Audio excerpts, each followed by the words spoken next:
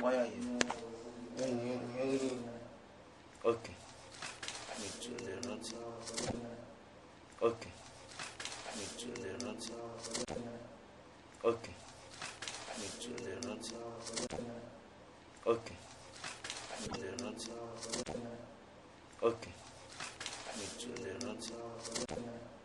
Okay. ومن يضلل فلا هادي له وأشهد أن لا إله إلا الله وحده لا شريك له وأشهد أن محمدا عبده ورسوله وبعد السلام عليكم ورحمة الله وبركاته.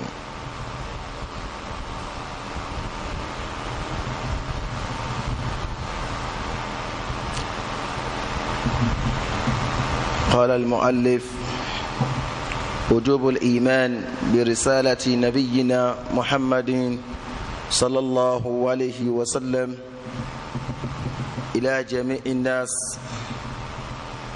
ونسخ الملل بملته.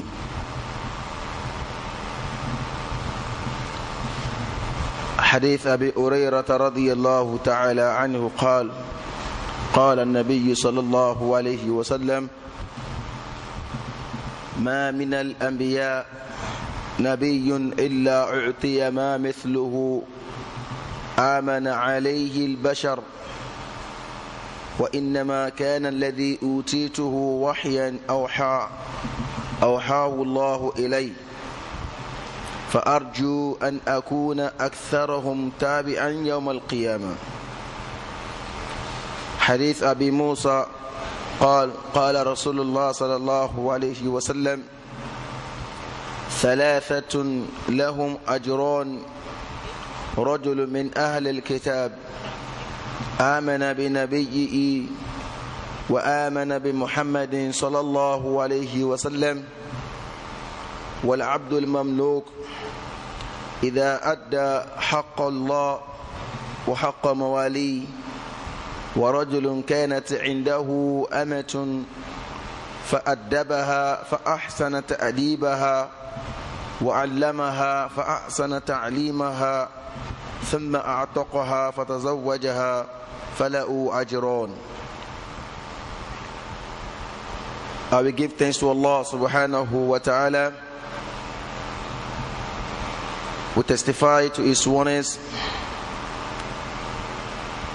and His attributes and His names and His servitude.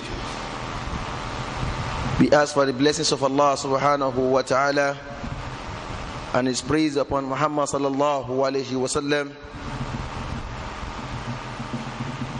May Allah subhanahu wa ta'ala continue to accept all our devotions and answer all our calls.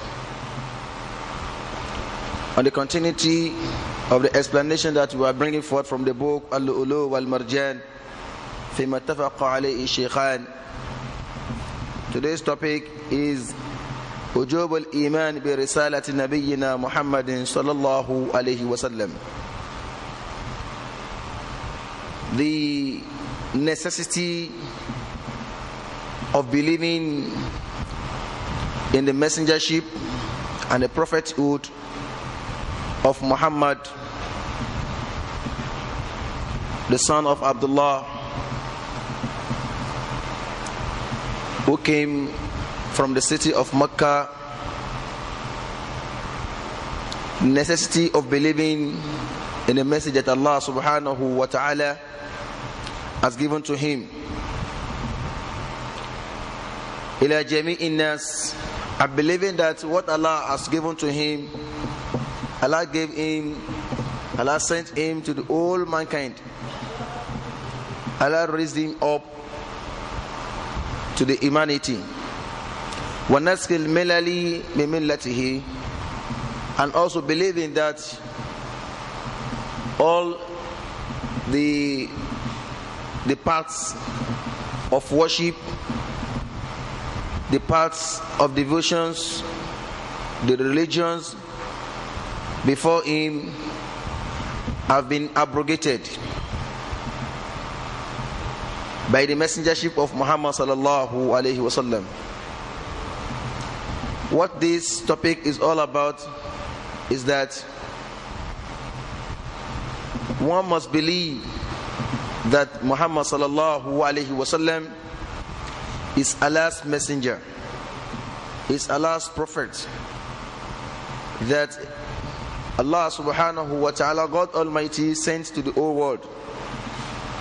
He sent to the white, to the black, to the red, to all races of human beings, to all the children of Adam, to those who speak Arabic, to the non-Arabic, to the foreigners, to every human being. Allah subhanahu wa ta'ala raised Muhammad sallallahu alayhi wasallam as a prophet, as a messenger of him.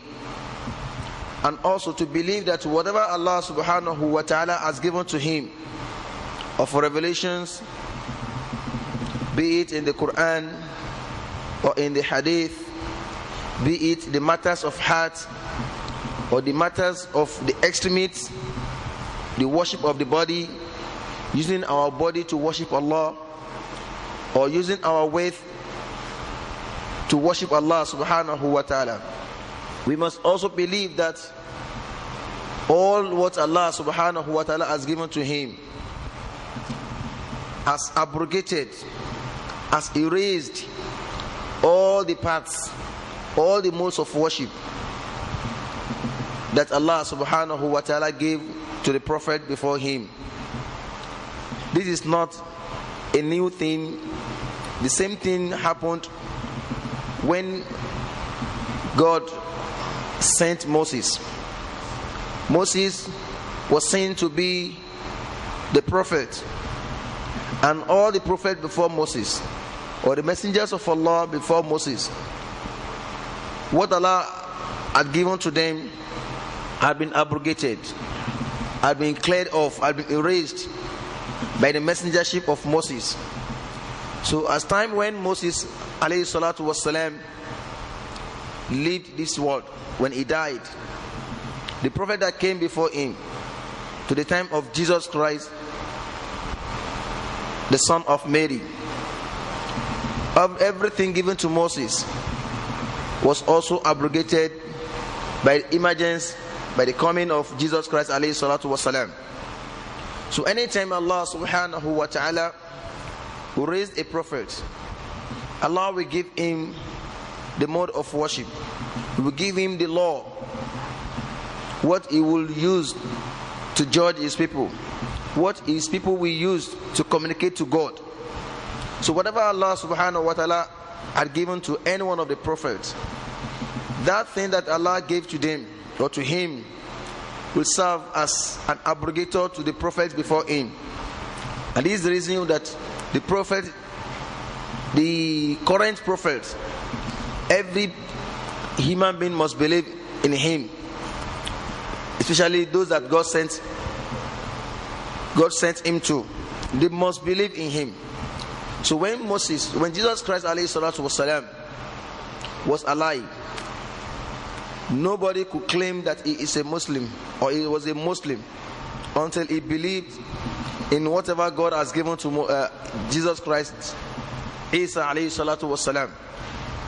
So the same thing when Muhammad sallallahu alayhi wasallam was raised as the prophet, as a messenger of Allah, then everybody must also believe in him.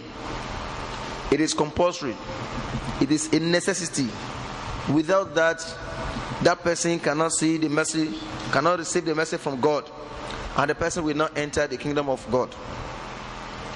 Ujubul Iman. It is compulsory. It is necessary for every human being to believe the risalati nabiyyina Muhammadin sallallahu alayhi wasallam, to believe in the message that God gave to Muhammad sallallahu alayhi wasallam.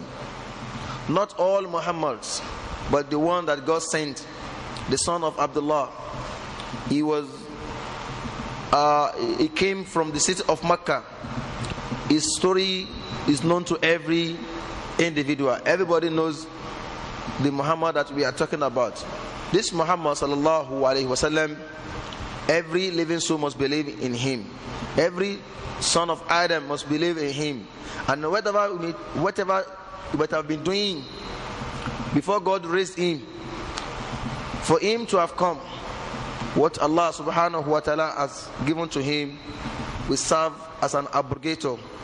We erased anything that we might have been doing before God raised him. And we must also believe that his law is the final law that we must use to worship Allah with, to serve, to judge ourselves. There is no any other law, there is no any other way of life except what God has given to Muhammad sallallahu alaihi wasallam. That shows that whoever that hears, whoever that is informed about the prophethood, the messengership of Muhammad sallallahu alaihi wasallam, he or she does not have any excuse to have said that no, I'm not a follower of Muhammad, I don't believe in him because this is my religion. Islam is not my religion. This is my prophet. Muhammad sallallahu alaihi wasallam is not my prophet. This excuse is as useless as if the person wants to punish himself. So every son of Adam must believe in the messengership of Muhammad sallallahu alaihi wasallam. There are many verses in the Quran. There are many verses in the Quran buttressing the universality of the message of Muhammad sallallahu alaihi wasallam. That is, what God has given to Muhammad sallallahu alaihi wasallam is a universal message. It is not a message that is peculiar to the Arab. It's not a message that is peculiar to the Muslims. It's not a message that is peculiar to a group or to a race among the humanities, among the children of Adam. It is a message that Allah subhanahu wa ta'ala made to be a universal message, worldwide message,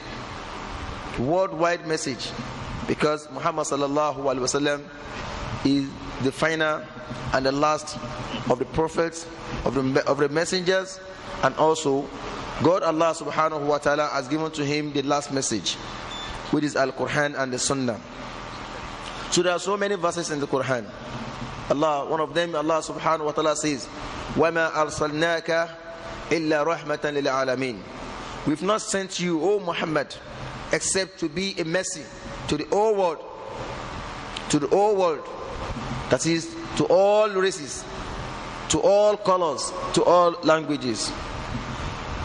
Based on this, the Sheikh, the author of this book, wal-Marjaan, brought two hadiths, two narrations. One is reported by Abu Hurairah radiallahu ta'ala anhu, when he said, قال رسول الله صلى الله عليه وسلم, قال النبي صلى الله عليه وسلم, the Prophet of Allah Muhammad sallallahu alaihi wasallam said, ما من الأنبياء, there is no anyone among the prophets, نبي إلا أعطي ما مثله آمن عليه البشر. There is no one among the prophets except that Allah subhanahu wa ta'ala will give to him something, a message that the people that God sent him to must believe in it. وَإِنَّمَا كَانَ الَّذِي أُوتِيتُهُ وَحْيًا. Verily, what Allah subhanahu wa ta'ala has given to him, has given to me, is a revelation. أَوْحَاءُ اللَّهُ إِلَيْهِ. Allah subhanahu wa ta'ala revealed it to me. فَأَرْجُوا أَنْ أَكُونَ أَكْثَرُهُمْ تَعْبِيًا يَوْمَ الْقِيَامَةِ. I hope that I will be the one that will have the highest followers on the day of resurrection. This is the first hadith that the Sheikh brought, and the hadith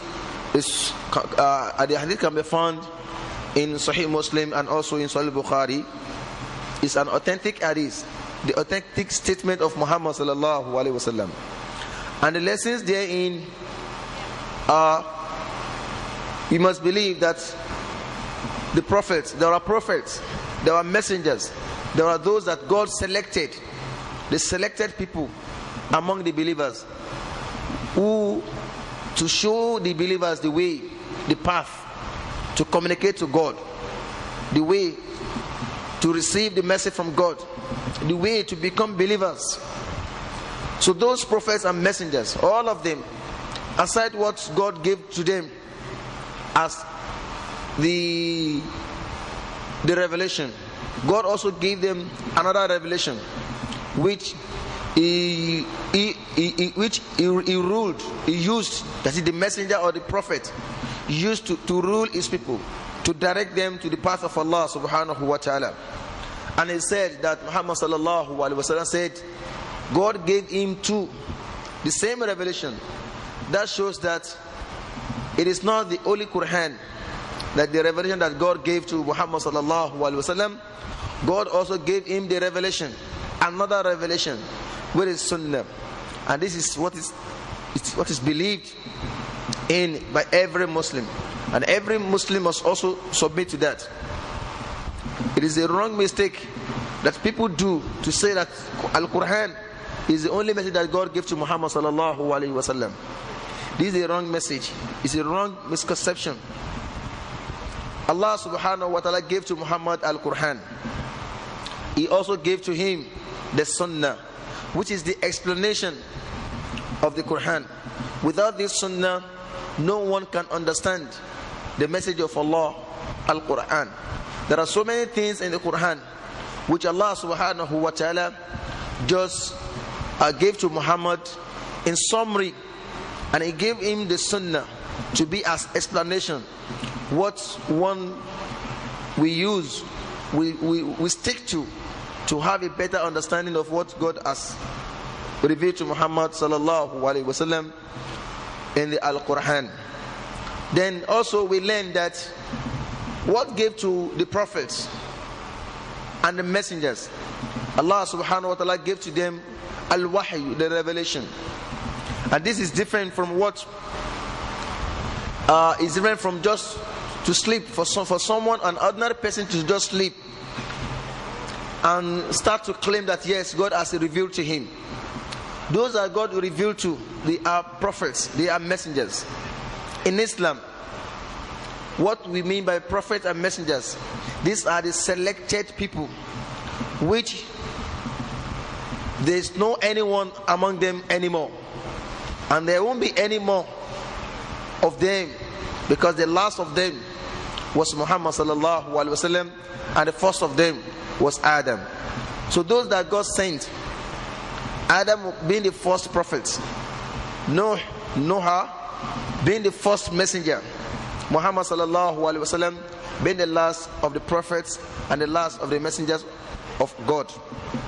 There are messengers, there are prophets between Adam and Muhammad. But what we want us to understand is that after the coming of Muhammad sallallahu alaihi wasallam, there is no any other prophet anymore. Whoever that claims the prophethood or that claims the messengership, the person is a liar, is among the Jalun, the fake prophets. So you may be a scholar, you may be a knowledgeable person, you may be someone that will be spreading the message of Muhammad sallallahu alaihi wasallam, but you can't be a prophet, you can't be a messenger of God directly claiming to receive or claiming to have received from God the revelation. No more revelation, no more revelation from God. The revelation is complete, is perfect, and these are the heavenly books, and the greatest of them is Al-Quran Al-Karim, which consists of all the heavenly books before Al-Quran. So you must believe that God sent to them, God inspired the prophets, Al-Wahyu, which no one can claim. Muhammad sallallahu alayhi wasallam said, Ana nabiyyun wa la nabiyya ba'di. I am the prophet, there is no any other prophet after me. Sayati ala ummati thalathuna dajjalun. It will come upon my nation, upon my followers, thalathuna dajjalun, 30 dajjalun, the fake prophets. Kulluhum yaz'um annahu nabi. Every one of them will be claiming that he is a prophet. He is the messenger that God sent to, that God talks to him directly, which we can see here and there, every part of the world. People claiming that God talks to them, that God inspires them. Subhanallah. This is absolute falsehood. It's quiet. It's nowhere to be found in the premises of the truth. There is no truth in that. No one can claim that position. That position. Muhammad sallallahu alaihi wasallam is the last prophet of Allah subhanahu wa ta'ala. So in this lesson also we learn that some prophets on the day of judgment that God sent to his people, some of them will not have followers, some will have followers. The Muhammad sallallahu alaihi wasallam, he hopes, he prayed to God to give him the highest number of followers, which Allah subhanahu wa ta'ala accepted for him on the day of judgment. Muhammad sallallahu alaihi wasallam, in another narration, he explained to us that on the day of judgment, when God raised some prophets will be raised without any followers, because their people did not believe in them. They rejected them. In fact, they killed them. There are some prophets of God that people killed, they tortured, they punished them, instead of them to believe in those prophets that God sent to them. Rather, they punished them, they killed them. So some prophets will not have the followers at all, while some will have just only one. He will be raised up, noticing that yes, just only one follower, like Lot, Prophet Lot alayhi salatu wasalam, only one person believed in him. Like Prophet Noah, yes, he lived a long life. Quran tells us that Noah alayhi salatu wasalam lived 950 years on this earth, preaching to people, telling them the oneness of Allah, La ilaha illallah, La ilaha illallah, believing in the oneness of Allah, worshipping him alone. But upon that, those who believed in him could be counted. They are numbered. When something is numbered, that means it's not much. So those who believed in the prophethood of Noah alayhi salatu wasalam, they were numbered. There are some prophets that on the day of judgment, just one person, some two, some three, some will not be up to 100, because they were rejected by their people. But Muhammad sallallahu alaihi wasallam prayed to God that, oh God, let my ummah, my followers, outweigh any other number or followers of any prophet. And God answered that, and which we can see that yes, those who will be the followers of Muhammad sallallahu alaihi wasallam will be the greatest in number to compare to other prophets. There are some that will be claiming that yes, they are not followers of Muhammad. Yes, we heard of his message, but we did not believe in him. How will I believe in him? I'm a Christian. At least I'm a Christian. I'm a follower of Jesus Christ. No. Once Muhammad sallallahu alaihi wasallam had come, whoever among the Christians, whoever among the Jews, whoever among the atheists, whoever among any other religions of the world that hears of the message of Muhammad sallallahu alaihi wasallam and he does not believe in him, that person should know that yes, he is among those that God sent Muhammad to, but he rejected. So the person will not be counted as the followers or among the followers of the prophet that he is claiming to have followed. when Muhammad sallallahu alaihi wasallam came, no more the followers of Jesus Christ, except those who could not have the opportunity to have heard the message of Muhammad sallallahu alaihi wasallam.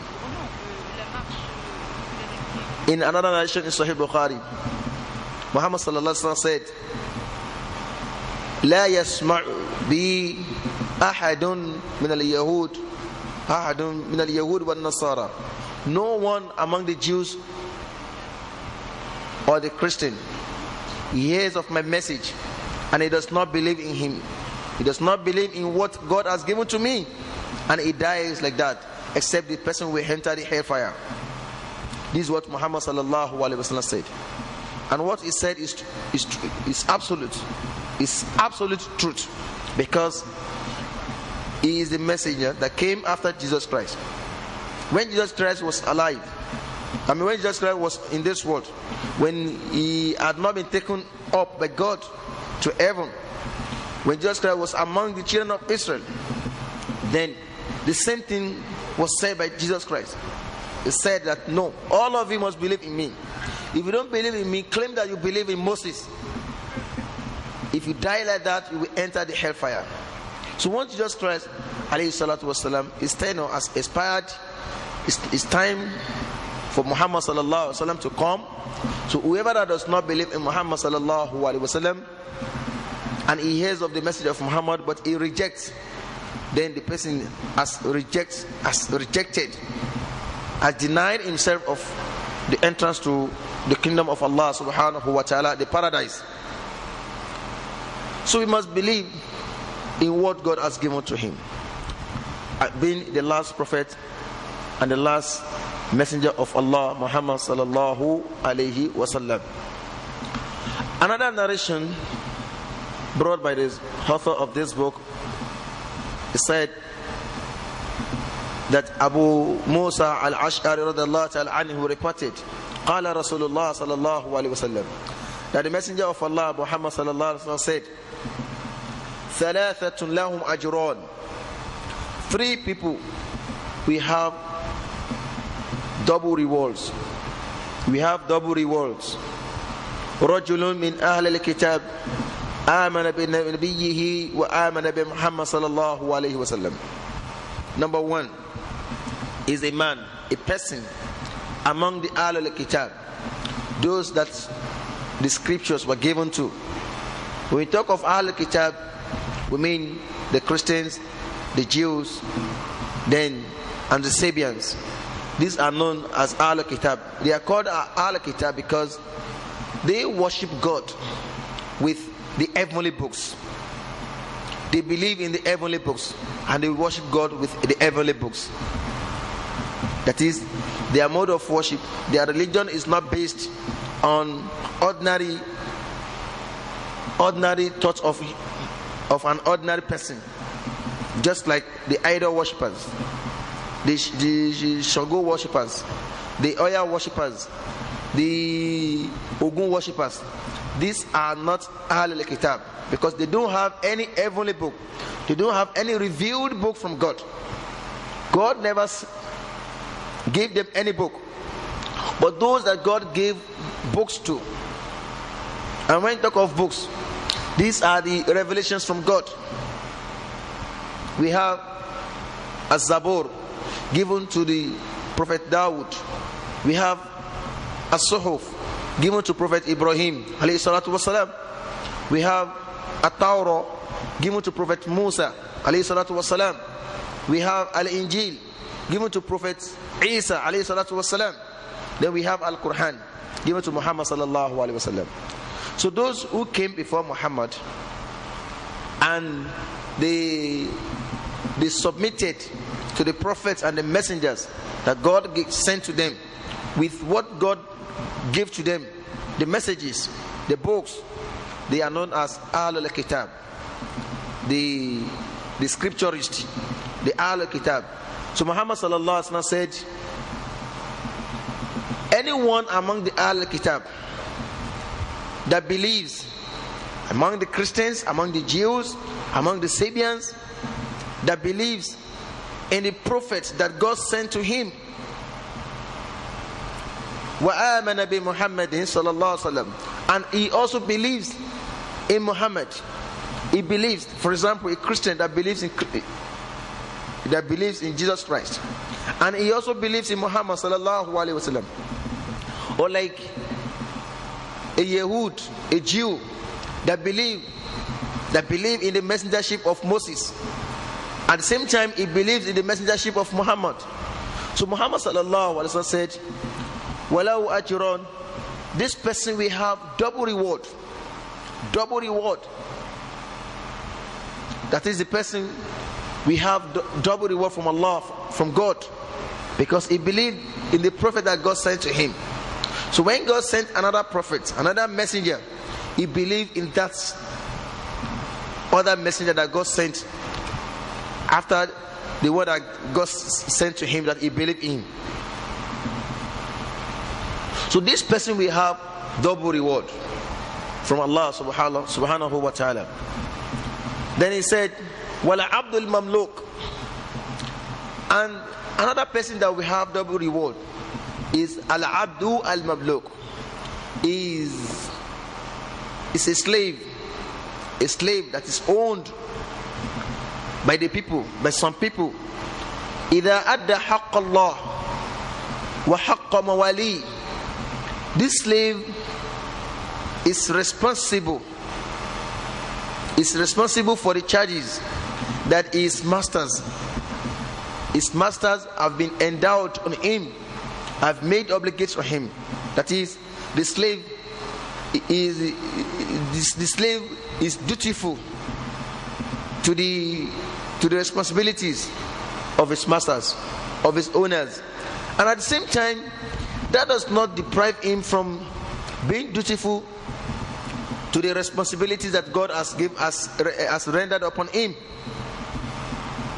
He performs his duty to his masters, as well also performing his duty to God Almighty. This slave, Allah subhanahu wa ta'ala will give him the two rewards, because in Islam, when someone is a slave, someone is owned by the people, Islam wants the master to be responsible for the way of life of that slave, what he will eat, what he will wear, what he will drink, then where he is going to sleep. And at the same time, Islam wants that slave to be obedient to his masters, to be dutiful to his masters, except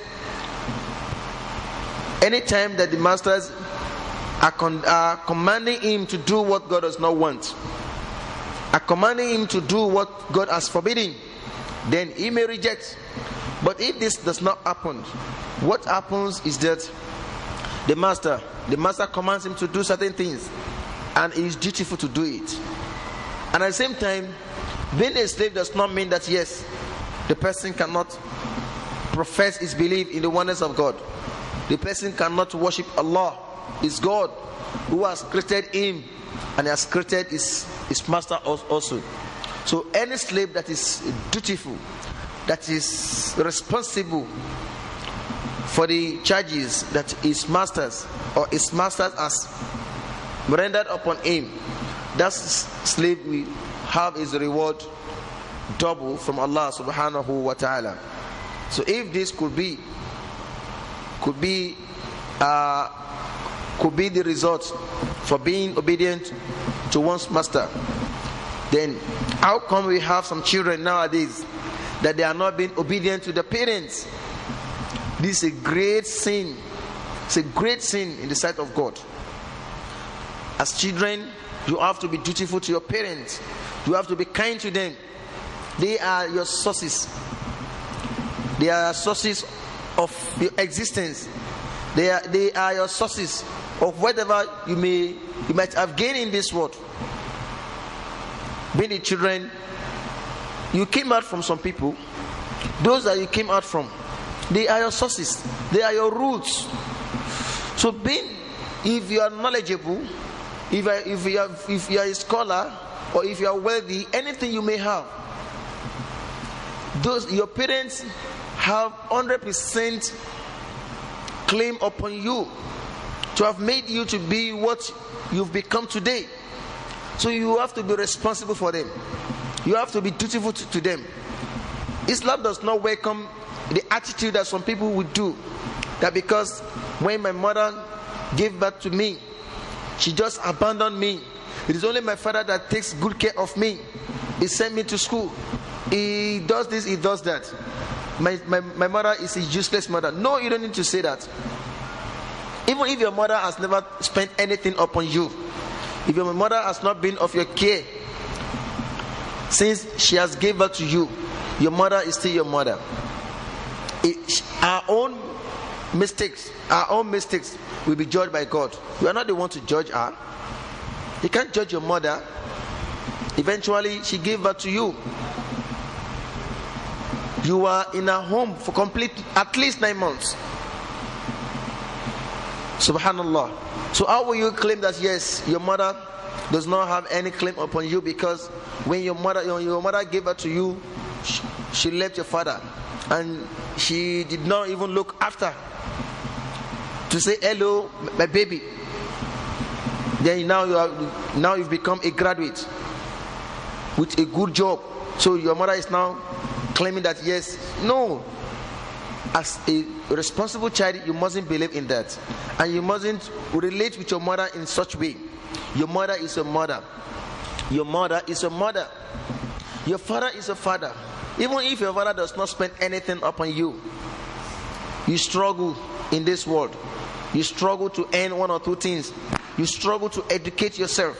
You struggle to send yourself to universities. Then eventually you gain a good job. Then you abandon your father because your father is negligent about your upbringing. This is the wrong thinking. Islam does not welcome that. Your father is a father, your mother is a father. Anytime, anywhere, you don't have any mother, you don't have any father to acclaim yourself to. And this is the reason why Islam will say that Manidda'a, whoever that acclaims to himself a father that he knows that this father that is acclaiming himself to, he knows that this father is not his own father. Muhammad sallallahu alaihi wasallam said, "Fal jannatu alayhi haram." For him to enter al-Jannah is forbidden. That is, the person will be denied of entering the paradise, because you are claiming a sonship. You are claiming a son of a father, which you yourself, you know that the person is not your father.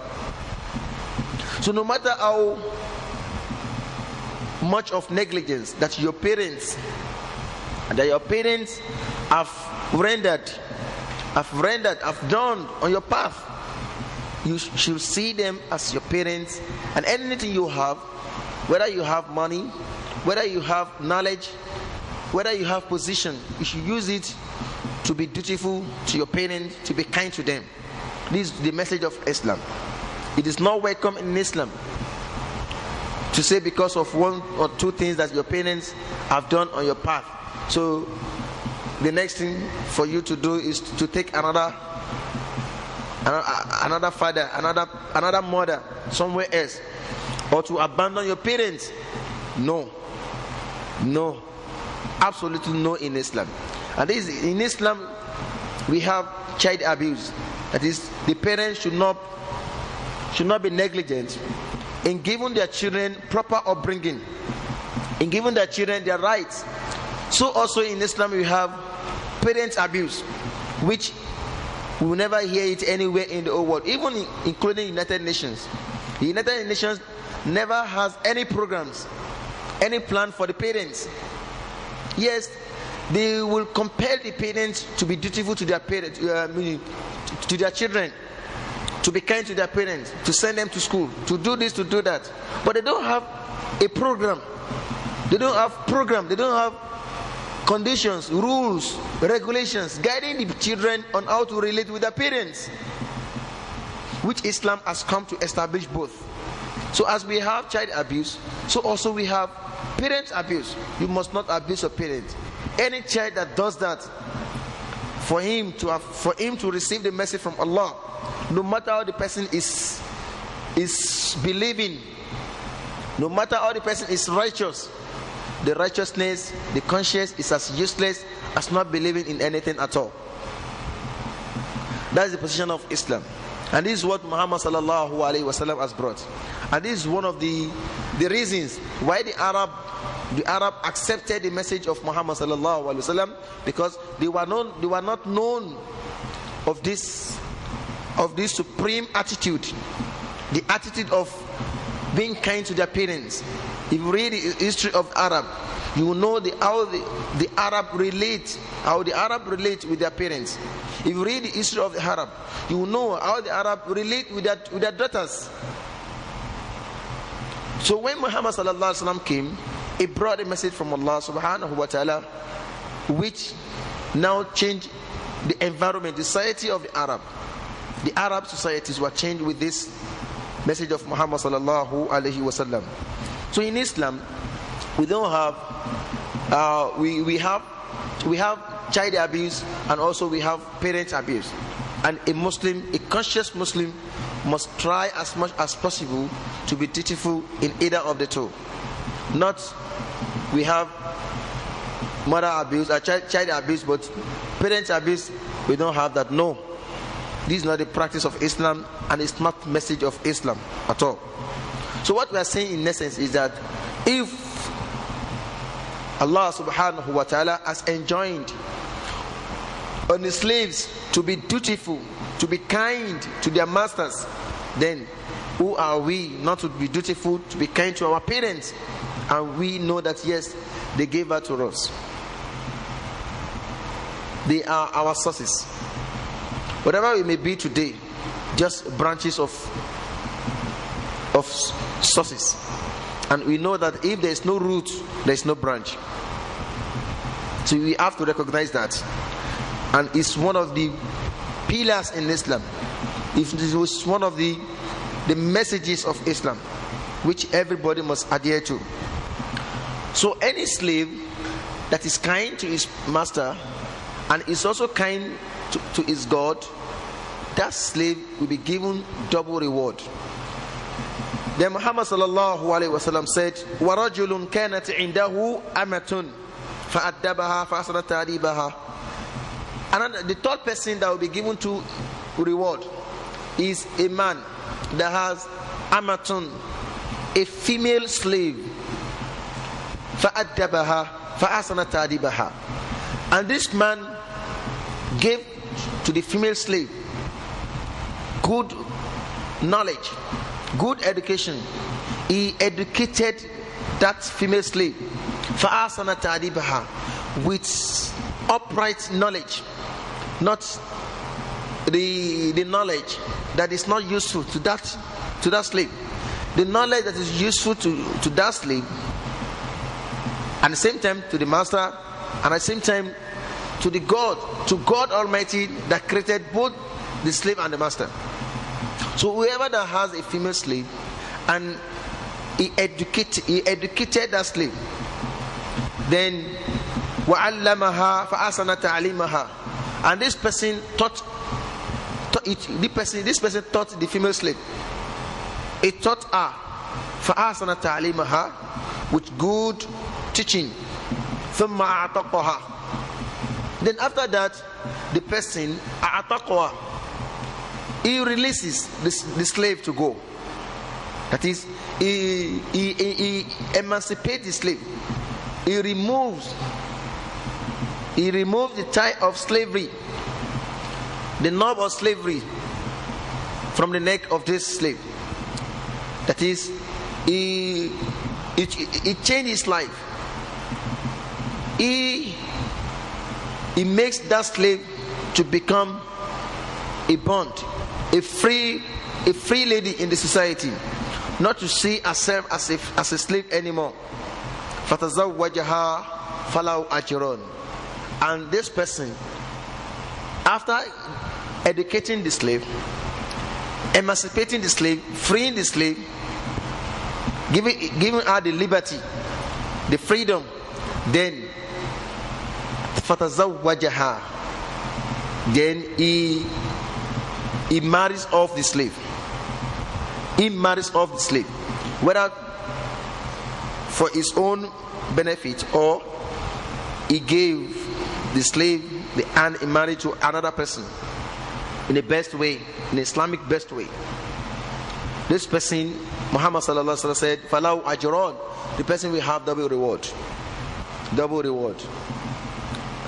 If for us to have trained our female slave to this extent, to this level, and also to give their hands in marriage to those that yes, they wish to marry in Islamic platform, on Islamic platform, then, and the person will have this reward.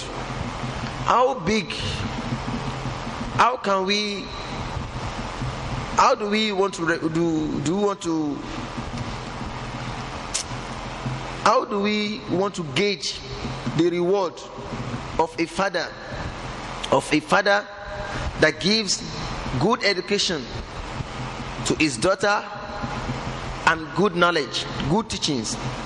Then eventually this father gives a daughter in marriage to somebody that the daughter wishes to marry. Subhanallah, the reward is more than double. It's more than double. But surprisingly enough, you can see that, and this hardly we see this good attitude among the fathers of this present world. Some fathers are negligent. If not 90% of the fathers nowadays, the parents are negligent of giving their children the sound education, giving them the sound teachings, giving them good culture. They are not there to show their children the path of the mercy, the path that they can take to receive the mercy from God. Rather, you see some parents, they allow their children to behave anyhow, to behave as if they have no parents, they have no tutors. The children are not being taken care of nowadays. They want someone to teach them, they want someone to educate them, they want someone to make them cultured. But where are their parents? Where are their fathers? Where are their mothers? Even the fathers, the so-called fathers and mothers, how many of them are cultured? How many of them have good knowledge, good character, good education, that we can say that okay, the absence of their good, the absence of this, for them not to be responsible for the children, leads to that. They don't even have that thing. They don't have what they can inculcate, they can impart in the life of their children. They don't have. Fathers are drunkard. Mothers are dancers. The drunkard, the dancers, these are the pillars of the family. Subhanallah. What do we expect from that family? What do we expect from the children? How will children will be if their parents are just negligent of their lives? They complain every time, they complain every day. But at the same time, they don't know that yes, everything is not money, everything is not wealth. Some parents will say that no, my children, I have born you, I left you, just do anything, just behave anyhow. I don't have money to take good care of you. This is nonsense. This is stupidity. It's not, everything is not money. Everything is not money. It is even that money that is affecting us. You as a parent, you don't know how to train your children. You don't know how to sit them down, give them good knowledge. You don't know how to relate with your children. So some parents are just negligent because they too, they are not cultured. They are wrongdoers. They are evil people. They commit a lot of atrocities and they expect their children to perform credibly. It is not possible. It is not possible. And this is the result of what we can see in our environment. This is the result of what we can see in our environment. After all, we put all blames on government. Will government come to your level, come to your house to train your children for you? We are the one to train our children. We are the one to reap the fruit of our children if we give them good education, if we give them good knowledge, if we allow our children to be dutiful to God. Some parents will be annoying with their children. Why? Because they see them being submissive to the way of God. They see their dressing, they see their mode of talking. You know why? Aisha, what is wrong with you? I don't want to see you with this hijab. Can't you see your friends? So you don't have boyfriends, you don't have girlfriends. Some parents will be asking their parents this bad question, all in the name that they want their children to be in line with what society is dictating to them. Subhanallah. After all, you are the one to suffer for it. You are the one to suffer for it. So we need to give our children good knowledge, good education, good culture. We need to show them the path of Allah, the path of God, the sunnah of Muhammad sallallahu alaihi wasallam. And this is the only way. This is the only way that we can train our children. This is the only way. When I'm saying that we show them the path of Allah, that does not mean that they should not go to school. Islam never says that nobody should go to school. Islam never says that. But what we are saying is that the knowledge that you will impart in the life of your children has more influence with what he or she will gain in the university or in the secondary school. Anywhere, you are the mothers, you are the fathers, you have to be responsible for them. And this is the reason why Allah subhanahu wa ta'ala gave you these children. Those that Allah has not been answered to give them what they are asking for of the children. It's a trial from God. You that God has given the children, is also a trial from God. God wants to know whether you are going to be responsible for your children or you will be negligent of your children. Subhanallah. You have a daughter that you see that, okay, this child is behaving somehow. You call your daughter, sit her down. Sit her down. If she is ready to marry, you better ask her to bring a wish to house, so that as a father you can give a hand in marriage to the person. Then everything will go peacefully. But we are saying, no, my daughter is small, my daughter is just 25 years. How will 25 years will become a wife? After all, your daughter, you are claiming that she is still a virgin. It's only God that knows how many men that have slept with her. Subhanallah. Yesterday I was asking some young girls below the age of 15 that the parents will say that, oh, they don't have. My daughter is this, my daughter is this, my daughter is just like an angel. I was asking, do you have boyfriend? He said no. The other said no. Afa, don't mind how she has. Is it true? Yes, I have. Does the father know about this? No. Subhanallah. So if a young girl can claim that she has a boyfriend, it's only God that knows how many times that they've had sex, how many times they've aborted, because the children with the society is not supportive. It's not supportive at all. It's not assisting the family structure. So you are the one to make your children to understand that yes, our society is our society. Society is bad, but you see me, you and your mother as the society. You have to live by our command. So anything that you are in doubt of, ask me. You are the one to train your children in order not to be affected with the society, the social vices, the bad things, bad characters that we have in the society. So what we are saying in essence is that if God Allah subhanahu wa ta'ala could reward someone that will treat the slave in a bad way, in a good way.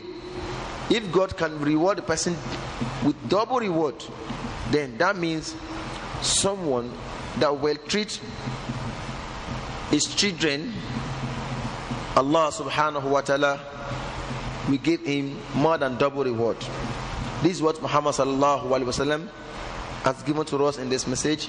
Wa sallallahu ala sayyidina Muhammad.